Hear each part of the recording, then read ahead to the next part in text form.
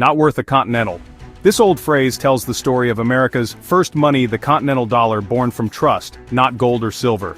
Before the Revolution, the colonies used a confusing mix of currencies: British pounds, Spanish silver, and local notes. There was no single American money. War changed everything. The fight for independence demanded resources, soldiers, weapons, food, and all of it required money. The Continental Congress, with no power to tax or gold reserves, made a bold move. They printed their own money. On June 22, 1775, Congress authorized $2 million in bills of credit, the Continental Dollar.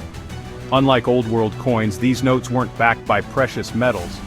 Their value rested entirely on faith in the new government's promise to redeem them after victory.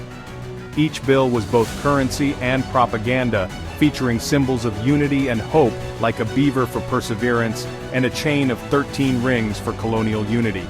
Special paper and designs tried to deter counterfeiters, but the real strength of the Continental was trust in the revolutionary cause. For a time, these paper promises fueled the fight for liberty. The Continental Dollar was more than money. It was a tangible piece of the revolution, a bet on America's future. But as we'll see, trust alone would not be enough. The story of the Continental is a lesson in the power and fragility of faith in money. Its rise and fall would shape the nation's future. At first, the Continental Dollar worked. It paid soldiers, bought supplies, and kept the revolution alive. But war is relentless. The need for money grew, and Congress's only tool was the printing press. What began as $2 million quickly ballooned. By 1779, over 200 million Continentals flooded the colonies. States printed their own currencies, adding to the chaos. With so much paper and no increase in goods, inflation soared. Prices rose and trust in the currency began to erode. Soldiers and farmers watched their earnings lose value by the day. The British exploited this, flooding the colonies with expertly forged Continentals, making it impossible to know which bills were real. Confidence collapsed. People preferred silver, goods, or even a handshake over paper money. The Continental Dollar, once a symbol of hope, was now a source of doubt. The paper promise was unraveling. The phrase, "not worth a Continental," was born from this growing sense of betrayal. The revolution's money was losing its meaning. The consequences would soon be dire. By 1779, the Continental Dollar was in freefall. A silver dollar was worth 40 in paper. Hyperinflation had arrived. Washington lamented that a wagon load of money could barely buy a wagon load of food. Farmers refused to sell to the army for worthless bills, preferring British gold or silver. Soldiers went unpaid, morale crumbled, and mutinies simmered. The currency meant to unite the nation now symbolized its weakness. Not worth a Continental became a bitter joke. Bills were used as wallpaper or kindling. By 1781, the Continental Dollar was dead. Congress stopped printing, the market rendered it worthless.